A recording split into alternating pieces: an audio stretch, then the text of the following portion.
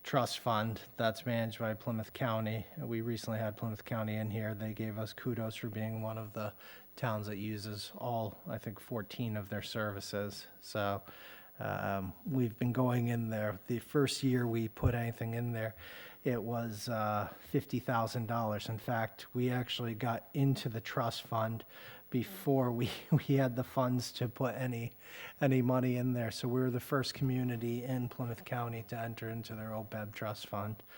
And it's worked out pretty well for us because currently, as of August 31st, we have $4,202,224.17.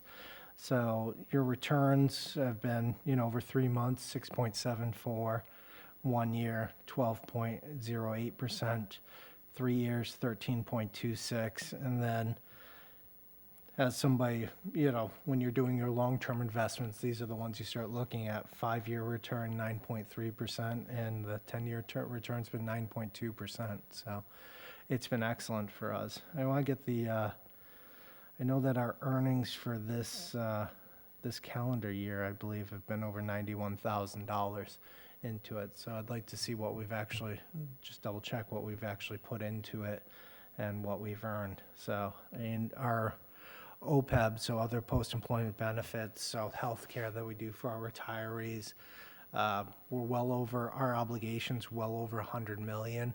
And how they calculate that is you take, all your employees that you have today, plus any of the retirees, and you calculate your entire obligation for them from working today to where their actuarial death would be. And it looks to be about, it's over $100 million.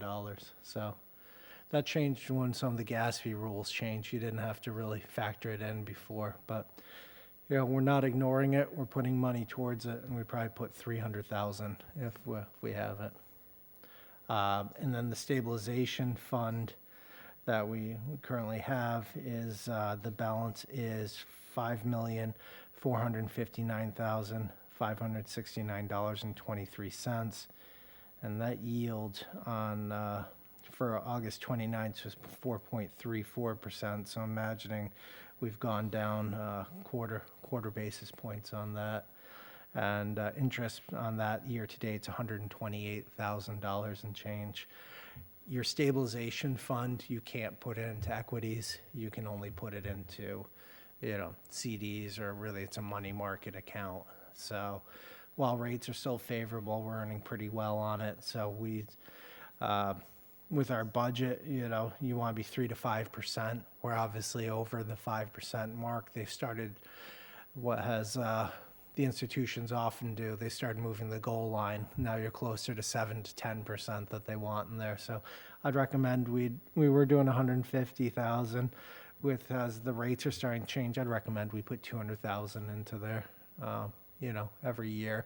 That with the interest on top of it helps us keep up and move a little bit closer to the 7 to 10% goal. But we're not going backwards as our budgets tend to change about 3 to 4%, grow annually, the overall town budget. So, People see on the news though about the Fed this year. They figure there's going to be 3 or 4 more cuts yeah, in the short term. That affects the town at the town level. yeah, absolutely. Because it's in our annual budget, you'll see we actually budget interest. It's separate from this, but on our fund balance. And we've at one point earned over 1.4 million. I think we budgeted down to 900,000 on that, but that will go down. We've had as low in the not too distant past of 75,000 a year was what you were booking on it. So, don't forget there's at some points where you were getting 0.1% on money markets and things such as that. So we already do pretty well on our borrowing because of the high demand for municipal bonds. They're considered safe and good. So our last bond for the middle school roof, I think the yield was 5%, but the total interest credit was closer to 2.2% because they gave us a bond premium of $448,000. In other words, they paid us a coupon above what we asked to borrow of, call it 4 million. They paid us basically 4.48 on it, which basically reduces the interest of it. So so in a weird way, while we're doing really well in the bond market, municipalities, you kind of want the higher interest rate for our revenues, but don't tell anyone that, especially not Washington. So, Any questions, Alan?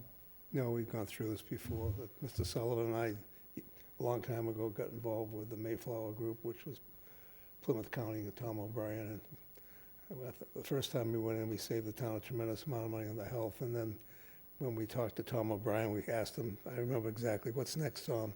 And he said, well, I have this new thing for the OPEB, and Mr. Sullivan immediately stepped up, so we were number one going in. yeah. And it's been a great thing all around for the town.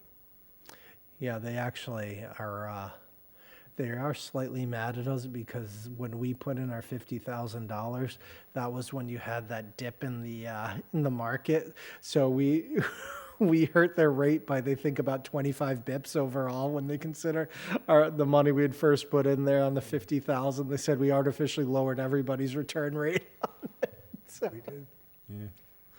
Yeah. Jerry, any questions? No, Heidi? I think, I agree that the money market may go down another percentage or so, yeah. maybe 1.5%. So I don't know the length or the duration of the money markets, but if you have the ability to get a longer rate longer, maturity as opposed to shorter, you might be able to get a little more in total by going out longer. Yeah, that's something to look, because they are, you can double check whether sort of the CDs sometimes when you're looking for a little bit Yeah. longer. Double check, because we are there very, very serious about what we can put a stabilization fund into. Yeah. So, As you know, though, penalties for early withdrawal if you should ever need something that's locked up 2 years. yeah, isn't that bad? Yeah, so it's a balance. Yeah, so, but thank you. Heidi? Brianna, don't let me forget you up there. If you have any questions, please speak up. I will, thank you. So, and then we have these other ones, a collective bargaining reserve. I wouldn't recommend any money at this time. The benefits reserve, we traditionally put about $100,000 into it.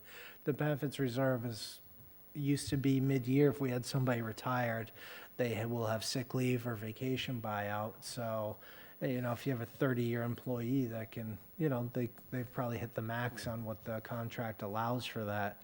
So you could be a month without hiring somebody because you didn't have the funds outside. So what we've done is started putting these funds aside so you can hire somebody even before the person leaves is really the goal for it, because especially with our staffing levels, having a gap at any position it's completely inefficient.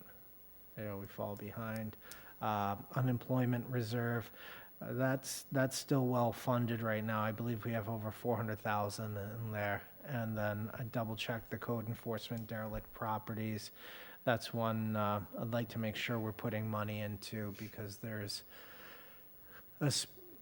if we're not taking them through tax title, it can be a fairly lengthy and expensive proposition to get some of these properties cleaned up. And when we're going into something like this, it isn't the neighbor whose grass is over 3.5 inches long.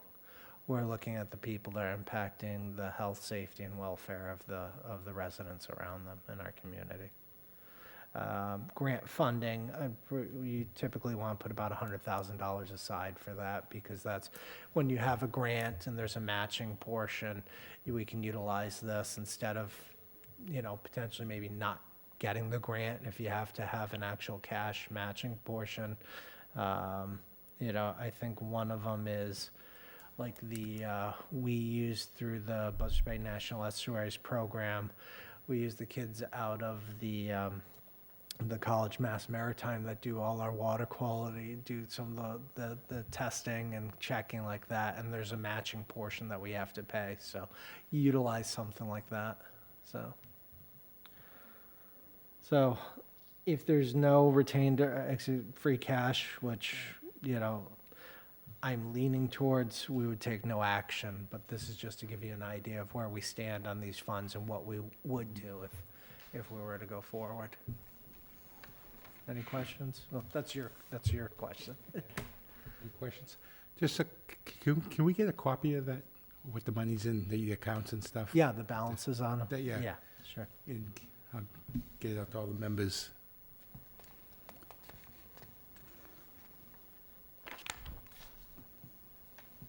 Thank you.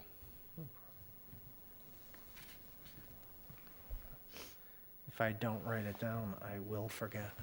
I know the feeling. Um, Article 3. We currently have no prior year bills or deficits. That does not mean I will not have somebody in my office on the day of town meeting and with a panicked piece of paper in their hand, but as of today, there are none. Article 4. PEG access, that's basically funds Wareham TV, aka Wareham Community TV, and this is our semi-annual funding that we send over. This is paid from the cable television franchise fees. So the amount we have is $257,272.40. This is, frankly, we've been doing this every single town meeting for about 5-6 years now. It used to be just an in an account, a holding account, but the state changed the laws where they wanted you to either go to an enterprise fund. And for an enterprise fund, these would essentially be our employees. We'd have to set it up. Or if you're doing it how we do it, you hire out, it would be in a receipts reserve for appropriation account and have to go to town meeting. So honestly, we basically plug this in on the consent agenda because it's just sort of is what it is. Yeah. And just, people might be interested in why the meeting schedules have been changed around a little. This went down from $286,693 last year. Yeah. And we don't know what the spring's going to bring. So as people quote unquote cut the cord, there's nothing set up for, YouTube TV, Roku, any of the streaming services like that. So these are funds that are disappearing. So it's a tough time for community television that they rely on this, and not just Wareham, but across the Commonwealth. So thank you for pointing that out. You want to make the note? You want to make the note to Derek? Or The article. language? Go ahead, go ahead, Derek. Wareham Keith. We have listed Typo. for the articles Wareham Community Television. I think it should be Wareham Media now. I don't know if we've got I think the agreement with the town is still Wareham Community TV. So, There's no such thing right now. That's my only question. no, I think legally the entity's Wareham Community TV. Check and see either way. I just want to make sure we don't have a problem.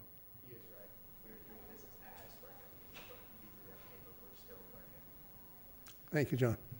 Never mind. Every now and then I get something right. So let's savor the moment. We'll just end right there. Article 5. Is the harbor service permit fees, and I'm going to see if I can pull that up from Gary. He sends the full article, so I don't know if that got sent to you guys as well. All right, let me see. No. I was just going to say that, could we get a copy of what's going where and the full article? I know I heard you in the selectmen's meeting, but Yeah. So on the, in the article itself, it lists 68,300. So the explanation is this request will allow our department to fund the following needs: vessel dockage, patrol and pump out boat dockage at private marina, that's $7,400. Mooring and harbor service permit software contract, permit supplies for 2026 boating season. Funding will fulfill the yearly contract requirements for our mooring reservation program and harbor service permit management program, $11,200. So And you all know what the receipts reserved for appropriation, harbor service permits, but in case anybody listening, that's revenue from, the harbor services, from what's being paid through there. And it can only be used for like things. So this couldn't be used for police, teachers, anything like that, for the Council on Aging. It can only be used for these purposes.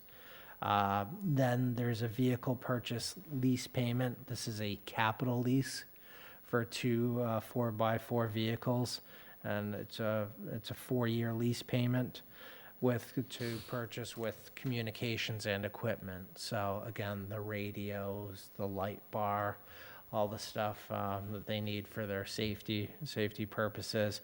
And it's replacing a 2006 3/4 ton 4x4 pickup and a 2012 1-ton 4x4 pickup. Both vehicles have high mileage exceeding 180,000. The 2006 has significant frame and cab rot, in which repairs exceed the value of the vehicle. That one's being taken out of service. And the 2012 1-ton 4x4 truck has similar issues. We've been trying to repair that because that's a diesel engine. So, it's a really, but the repairs are starting to exceed, I think, going into the over $16,000 for that. So it's a little rough. So the total cost for this, $49,700. So that'd be the first payment of those. These pickups are starting to get supremely expensive. I mean, without the equipment, you're looking at $85,000 with some of them. They're just, what I can't figure out is the pickups are going to be more expensive than the Tahoes or something like that. I don't know why. I'm sure there's a marketing factor in that or something. So, but then, typically, I mean, a 20-year-old vehicle, 20-year-old vehicle, the other one about 13, probably 14 years when you think you get a 2012, usually in 2011. But we have to remember the marine environment these are working in. So, they do a good job taking care of things, but these are used for pulling out moorings, doing all different things when they have them. So they're in that, touching that salt water nonstop. So I think it makes sense to do. Yeah. These are gonna be trade-in, sell. Yeah, some of them, they Break might even. have to be salvaged, or we'll see what we can do for sort of trade-in on them. Yeah, Would you think about keeping them for spare parts and things like that? Do you do that? we do. We have a bit of a boneyard, if you will. But even, we do it with the school buses as well, but we've been picking those clean. So, and every now and then, Mr. Menard and his team get to be up to a little bit of Frankenstein, if you will. You'll see some of the Frankenstein vehicles on the road every now and again. Sometimes you just got a clean house, you start overwhelming yourself Yeah. with. And the same thing, if I could get a copy of the, Yeah, where the money's going, I'm send out going to to- the members. forward this to you right now, which is even better than a note to myself.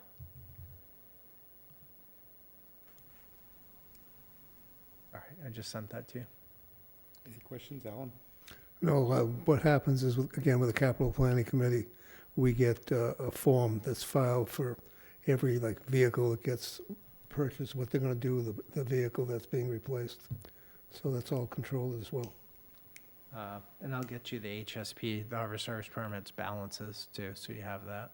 So you can see that we're not drawing it into negative. Jerry, any questions on that end? Any questions, Jerry? Derek, the leases, if I understand it right, even, are all go through the capital planning as well, or I mentioned at the capital planning? So Yeah.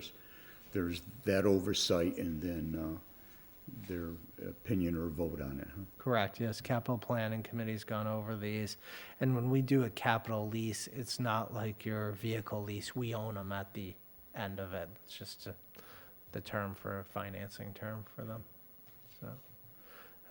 And we actually sometimes, a lot of times, we're not going through the dealerships for them because they don't have the municipal setup for the capital leases. So there's a couple different organizations that we have to bid it out to depending on the interest costs.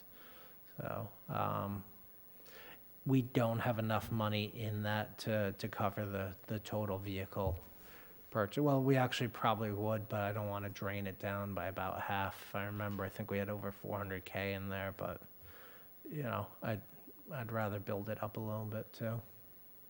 You know, you said a couple of dealers, so you don't go on the state bid list looking for these things. I call it the state bid list. Well, we use two options. We use the state bid list, and then we use Plymouth County as well as their own, they do their own separate bid procurement. Oh, they have their own Yeah. database for all this? Yeah. So that's one of the services we utilize. And then there's Sourcewell as well. There's a couple different national ones that you go to. So basically, you cherry pick whatever's got the best deal for you. But most of the sort of, if you will, local dealerships are on either or. So, you know, McGovern's a big one for municipal. If you go to a regular dealership, that usually for your public safety vehicles doesn't work as well. I do it sometimes for our fleet vehicles. I've got better deals that way, but I have to prove it's a better deal. I have to go out, so not just from against procurement, but from other dealers, and it can be a nightmare. So, you know, but Heidi, any questions? Yeah, are we at the point yet where the state's restricting us from gas versus diesel purchases? right. No, but I know what you're talking about. There's actually a move to move almost all of our vehicles and larger vehicles to electric. They push that off. Some of the big complaints is that it's based on it was modeled after a California law. Our seasonal differences are a little bit more than California. You know, obviously they have some of the ski resorts, things such as that, but typically in cold weather climates, you know, when you're pushing snow, an electric vehicle is not your best option. So we figured right now with the efficiency of the vehicles of that size, we would have to buy 3 vehicles for every one that we would normally have if you were utilized during a long storm duration. Because obviously, the number one thing you don't want to do is let the snow get ahead of you, because once it does, you're basically done. You're pulling everything off till you can just have the giant vehicles out there pushing. So, we're not there yet. That looms. Brianna, any questions? Nope. Thank you. Article 6. Occasional reports are what they are. Yeah, be determined. Yeah. Jackie was, I should have asked her for the solar pilots, but these are if there's more questions, I might need her to get into it, but these are, basically, this is payment in lieu of taxes. Why do they do this? Well, they want a more predictable, you know, with their financing, what they want to do for the solar pilots. It shows you about what it is, the location, the size of the system. So 1.7 megawatt DC is 11,900. The 0.559 megawatt DC is $3,913 annually, and these have, I believe, 2.5% escalators. They're in, if you will, litigation. So they've gone to the ATB, the Appellate Tax Board, which is, you know, form of litigation. So at one point, we were not going to get any monies out of these. Jackie actually has been taxing them the whole way, and we've been getting the revenue. And as part of this, they are not going back to seek that anything they've already paid gets reduced or put out of it. So, Yeah, Jackie made a pretty good presentation to us last week. okay, good. Yeah. So if you've got, Yeah, but yeah, she did. why didn't you she did tell a me to great job. stop, Jody? That I'm butchering Well, it. I didn't want to cut in on you. You were having so much fun over there. Yeah, no, she came Okay. last week and she did a great job. Excellent. Yeah, So, yeah. All right, well, perfect. So Article 7. This is the Tony's Lane for the National Grid gas easement. Part of what they're doing with the whole project down there, that $36 million project, there is a new vehicle building going there. Needs to be heated. That's for a piece of equipment like the Vector truck, which can be $500,000, which if those lines freeze on you, you are in trouble. It's basically ruining the whole equipment on it. So it needs to be in a heated environment, especially when you get into, not that we hit it all the time, but if you're getting into the single digits, the negatives or something out there and it's just sitting, you want it to be in that heated environment. It's literally just off of Tony's Lane down there. You'd go straight forward to the right, and I mean, we're the only ones that's ever going to use that property, so it makes all the sense in the You world. guys understand, it's down at the water treatment. Yeah, water pollution control facility, so down at the sewer plant.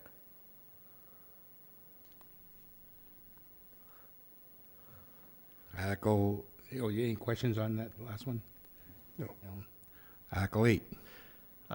There's Article 8, Article 9, the Mass Dot Article Land 9. Damage Agreement. So, Mass DOT is going to be redoing Route 6, coming right down to the front of Town Hall. As part of that, there's two things taking place. There's going to be, three technically, but they're going to do temporary easements where they're moving on to our property, utilizing it for staging. That goes from basically the property that we just purchased, 80 Marion Road, all the way down to Glinda Ave. So, and that's where we own all the property that whole way, right toward those houses on Glinda. This is what we're talking about. So there's going to be a couple permanent takings, which is little squares, which I'm double checking, but I believe that's where they're putting some utility poles.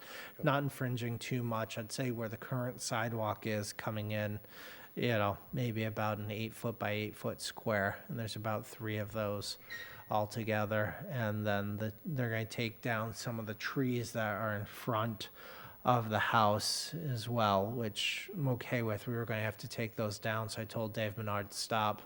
Let Mass Dot do it. So it's, so they're obviously seeking to not have any sort of payment to the town on it. So this is going to give us the ability to negotiate, and then we will speak to them about it. There's a couple ideas that I have, and it may not be.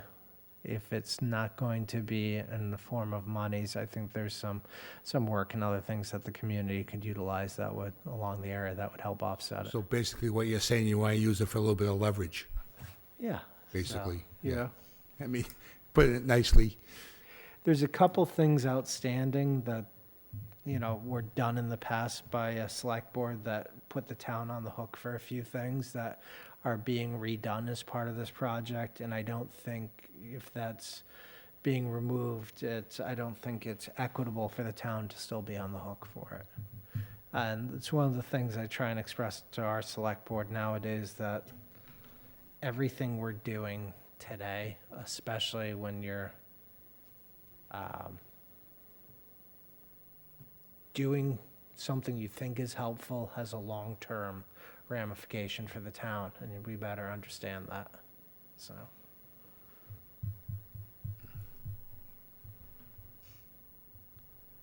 Article 19. let me get over to. All right, I'm going to. I scrolled too fast. Excuse me. Just budget transfers. Budget transfers, yeah, $150,000 from debt principal to debt short-term interest. It's within the FY '26 budget that we set at the last town meeting. You'll understand it, but for anybody that's listening, this isn't an additional appropriation. In other words, it's not increasing the budget. It is monies within the budget. The borrowing we just talked about for the school roof will not have a principal payment in the year for the way the actual bond issuance went out. I won't need that but there will be more of the short-term interest in that account. So we didn't technically have enough to cover the short-term interest on it, even though within our debt line as a whole, if you took debt short-term, long-term and debt principal, we've got plenty of money. But as we vote it in different lines, we have to, transfer it over. And we know about the issue now, so I'd rather we handle it. I mean, you can always do year-end transfers or go to Springtown meeting, but we know it's going to be an issue, so let's bring it up and take care of it. So no real budgetary impact except for a journal entry from one side to the other. Ellen? No problem. Jerry? Brianna? Any questions, Brianna? Nope, not yet. Article 20. Okay. So even though I think it has a West Wareham address like CMAS does, our transfer station is in the town of Rochester, and it's actually owned by the Carver Marion Wareham Regional Refuse Disposal District. As you probably remember, a few years ago, Marion, maybe more than a few, I think it's got to be 5 years now or something, but Marion left the district. Carver and Wareham stayed with it. And since then, we've been leasing the transfer station at about $10 a month, so I think $120 a year. And we operate it. Our residents pay $125 for an entry sticker to it. We allow Carver residents, they have about 300 that come there. They pay about 12% above that. Why we have them do that is we have some impacts to the municipal budget that aren't covered by the trash, like the work done by Mr. Menard, accounting, the treasurer collector sending out the bills, my work from procurement, all that stuff, which we haven't been charging back to the trash. So it'd be unfair for us, since the other folks utilizing it, they're all our residents, but Carver residents subsidizing them doesn't make sense, wouldn't be fair to our residents, which is why there's a bit of an overhead cost that we charge on there, 12, 15% or something like that. Now, you said Carver has about 300 residents. What does Wareham have? We have closer to, I think we have about 3,000, 2,800 and change, a couple seasonal, senior, most of them, I think about almost 2,500 out of it are the regular transfer station. And then everybody that, when you buy, if you're on the curbside program, you get a transfer station sticker because part of the, sorry about that, John, part of the transfer, the curbside cost goes towards the transfer station. I think it's about $30 or something. So the long story short, just giving you sort of a primer, there's been, we're looking to purchase that transfer station, right? We've been putting money into it. If you've been there, it's been cleaned up immeasurably. CMAS used to run it for the district. Before CMAS turned it over, they had to do a 21E site assessment on it, which is to discover whether it was clean or dirty. Came back clean. So since we've been leasing it, we would be on the hook for anything. So if there were any liability, if there were any spills or something, it's already the town's obligation. We're seeking to purchase it for $750,000. There were 3 appraisals done on this property, which ranged all the way up to $1.24 million. Another one closer to, I think it was around 755, one closer to 500, but then the assessed value is also about the 750,000. So the district came up with this amount of 750,000. I mean, it's hard to tell the value of it. You do the highest and best use, and some of the highest and best use made it an astronomical price, but that was probably if you put a lot of money into it. You know what I mean? So we've got a couple different ways to fund this. This is my question. Yeah, so the district itself has certain amount of funds into it. Well, I'm going to just use round numbers for lack of a better term. Let's say it has, it's not really round, but $1.5 million.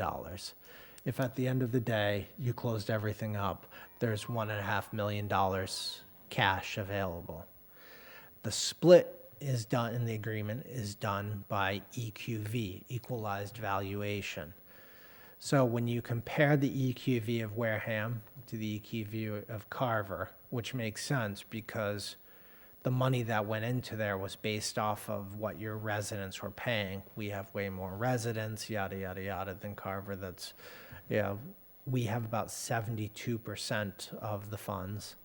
Carver has 28%.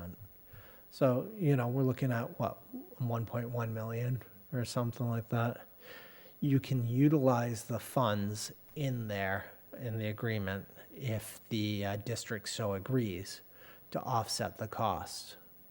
So we could do, if we were going to get 1.1 million back, we would, use our 750,000 out of that. But, and I'm going to double check, my understanding is out of that 750,000, you get 72% back of that almost as well. So you're not really reducing your overall disbursement by anything. You know what I mean? You're paying yourself almost with your own funds on it. So Carver would get a little bit more money, which makes sense. They should if they're not going to utilize it. So let's say that funding mechanism isn't there. My other recommendation is we've sold some town properties over the years, and those like the East Wareham School, West Wareham School, the Little Red Schoolhouse over at Gibbs Everett School. We have approximately 1.5 million in the sale of real estate fund. Sale of real estate fund is restricted for things like purchasing real estate. So it's a perfect utilization of it. So we have at least the two different mechanisms. So if the district fails to vote favorably on the funds, even though it's in the agreement, we have the other opportunity. So, this takes twofold. The district's already voted that they do want to sell the property, and we have half the representatives. Carver has the other half. So there's a whole process to that. But since we're taking this interest in real property, it has to go to town meeting for approval. And I know that Carver's town meeting is before ours, so we'll know, what we have for a partner in this sort of, this purchase. Now, the thought process is, but there's no real contingency on it. The thought process is, I don't see why we wouldn't allow Carver residents to keep on utilizing it, the transfer station, and with the overhead rate on it. I think it makes sense. A couple more people on there helps dilute the overall cost of the operation. Looking at it, with us having, almost 3,000, them having 300, it's not increasing our staffing to service them necessarily. So I think it makes sense, but that agreement isn't contingent upon the sale. It can't be. There are a couple different things. So this is our town meeting authorizing us to be able to acquire it. The district has already voted that they want to sell it, but then you have to have the final, sales process through the district. And then, that's sort of where we stand. So there's a couple different hiccups or stress points. So who owns the land? I mean, you got the going concern, the business itself, and then the land it sits on. So, and you're saying district. So who owns the land? The Carver, Marion, Wareham Regional Refuse Disposal District. It's a separate entity? Yeah, it's its own separate body of politic. Oh, okay. So think of it as almost like a district, Yeah. right? So Yeah. has its own governing board, which is made up of three 3 members appointed by the town of Carver, 3 members appointed by the town of Wareham, and there's a executive director, Jeff Osuch. And Jeff and- would be glad to come to town meeting, he said. In buying it, you get the land Correct. as well as the business. Right, because we've been putting some of the business elements are what the towns put into it, but we would acquire everything on it. And does this require Wareham voters as well as Carver voters, or is it a done deal as far as the district allowing it to be sold? It's really, Carver has something on their warrant as a 9 binding resolution, which is sort of the, which is our next article, which is the district basically dissolving itself because there's not much purpose for it anymore. So technically, it's just our town meeting that can vote to authorize us to purchase the property, you know, and the district itself to vote to sell it. Okay, now this is reaching, okay. If you use the fund for real estate Yes. and use that fund to purchase, then when you got money back, would that go to the district, or could that go to a general fund, or that would have to go back to a real estate fund? So if we use the sale of real estate fund, I'm just going to kind of put this in order, Yeah. right? We put the 750 into the district, right? So now we're at 2.25 million, let's say, right? We would own 72% of that. Carver would own 28% of that. When the district dissolves, we would receive the disbursement of 72% of those funds. And what could you do with that? That would come back to the general fund. General fund, Yeah. okay. So. Yeah.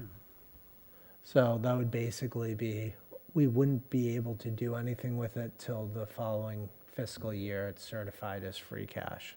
And then, you know, you'd probably try and make some decisions on how that's handled. Is it just use it for capital, use it for upgrades? What could you utilize it for, you know? Or you just say, hey, we got a windfall we weren't expected. It's, put in the stabilization fund, put in the capital stabilization fund, you know, for when we're going to build a new police station or something. So, Sounds like a good project, I mean, yeah, and, you know, what we have to know too is if we're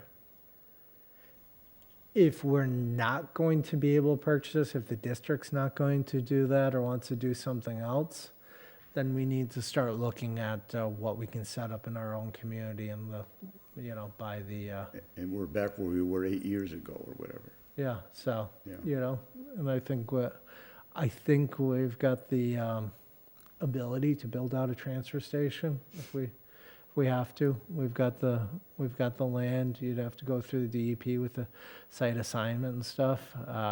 We're obviously just hauling things in and out. We're not building a dump, for lack of a better term. We're not storing things there. They're moving in, moving out. It's a lot cleaner. So there's a couple different opportunities where we've got property in town where we could do that. So I just want to know whether we're going to have the property or not, so we can make plans. You know, Heidi?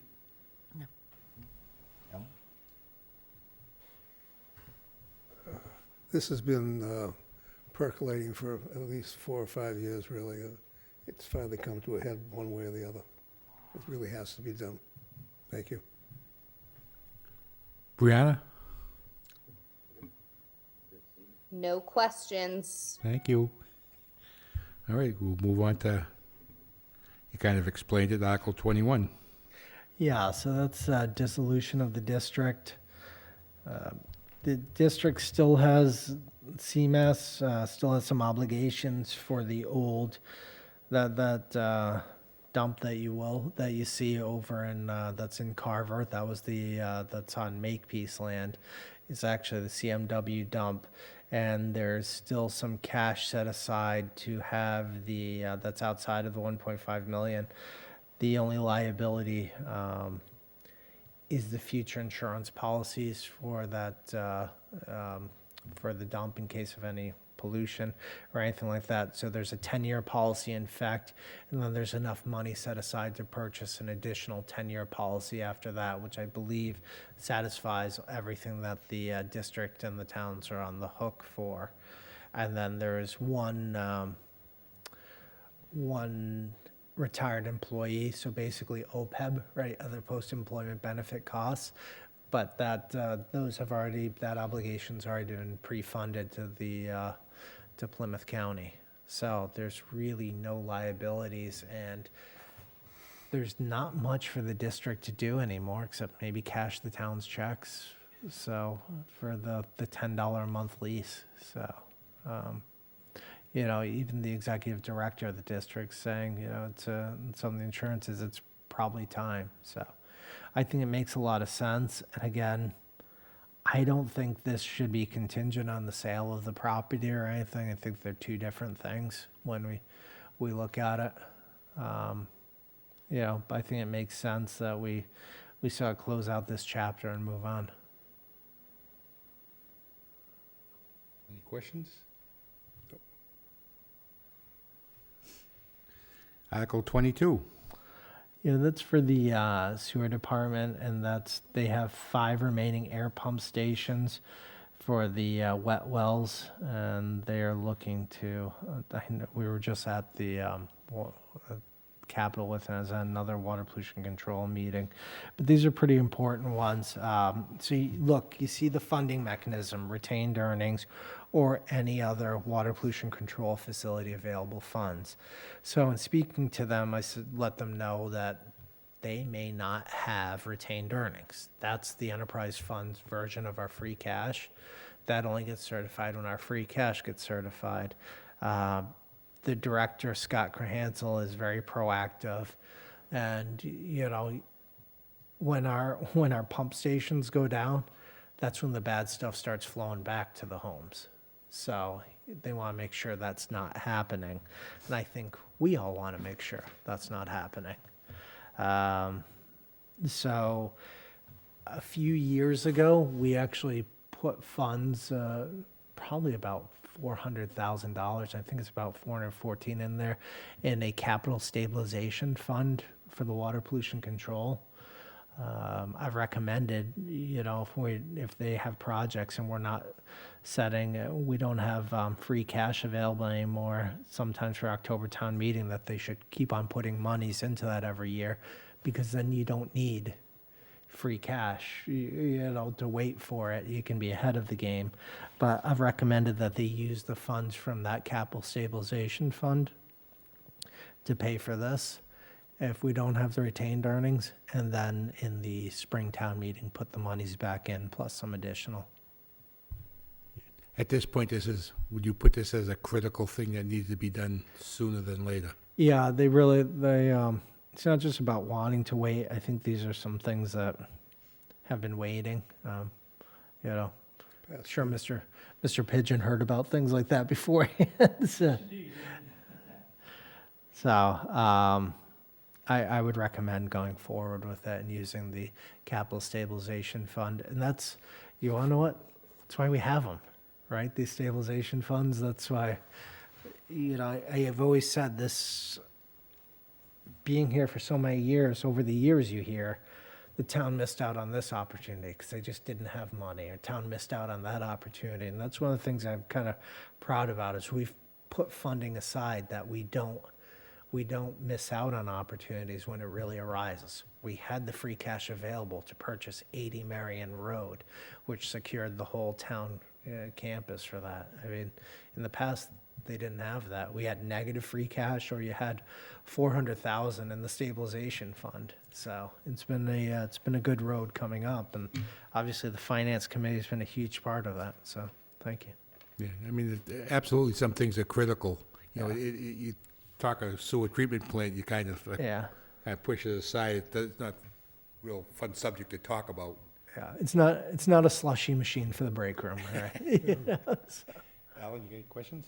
No, the water pollution control facility, over the last 15 years, it's been a real problem, because I think like 15 years ago, our director got an award, you know, for having one of the best facilities on the East Coast. unfortunately, nobody really understood that the plant had to have constant updates. And it got to the point where the plant almost failed. So we have a lot of money to put back in and fix it. Thankfully, we're doing it. Jerry? Heidi? Nothing. Brianna? Nope. Thank you. So that was pretty painless. No, that's, Supposed to be. well, for me, I don't know how you feel about it. You had to listen to it. No, I appreciate you being here, you know, I mean, it's important people hear this stuff, Yeah. you know, it's, I think it's really important that people realize what the town administrator has done in his 12 years here, from where we were to where we are today. You know, and the finance committee does what it can, but without the town administrator actually leading and doing the stuff, we'd be in real trouble today. Thank you. We hit lucky number 13. No, we don't talk about that one. yeah, I think being proactive on a lot of things, like the money's there to be able to do it and just transfer it back later down the road, you know, I mean, that's such a big plus, and I don't think people really, when you put money in stabilization funds, Yeah. it's a big deal. It's huge. It allowed us to, over the last few years, is we were able to borrow from ourselves sometimes on the stabilization fund. So you didn't have to pay bond premiums to go out to the market for temporary borrowing, which is some of the laws that were changed from the DLS, which has been great, you know, so I'd rather borrow from ourselves temporarily on that, so. Yeah. So it's opened up a lot, and obviously, you know, I've always said that municipalities are addicted to money, and we always want to spend the same money 3 times, so, yeah, and you can see how easy it is to go down that path, so we just gotta constantly be vigilant about it. Yeah, yeah. So anyways, thank you for being here. Thank you. I'll Appreciate stop it. boring you. So, have a good night. I appreciate your Yeah, time. No, thank you. The next 3 articles are citizens petitions. I did talk to the citizen. I thought she was going to be here tonight. And I'll put them on the agenda for next week. Could I, before we finish, Mr. Sullivan, on one of those articles, even though Mrs. Ekstrom isn't here, I have a concern because there's no cost listed for Article 24. Derek, the town email addresses that she's asking for every elected official, individuals, et cetera, what's the cost to the town per individual? Yeah, I'd prefer to do it while the person's here, I'm but. just looking for the it's- information Okay, only. yeah, I think each one with the storage is costing us about $200 per email, Thank you. so. Plus, there's a key that goes along with that, so there's a little bit more expense. Yes. Yeah, we've got, we've moved, we're required to, through the insurance, move to multi-factor authentication. You know, you can use your phone, but I'm assuming a lot of folks wouldn't want to use their personal phone. We've got these key fobs. We use a certain system. I'm sure people could look it up and okay, tell you which system and stuff. So there's an additional, each one of those fobs costs us about $50. And then there's a maintenance to each one of those and then getting everybody set up with them. So it's a bit of pain in the rear, so, Thank you. yeah.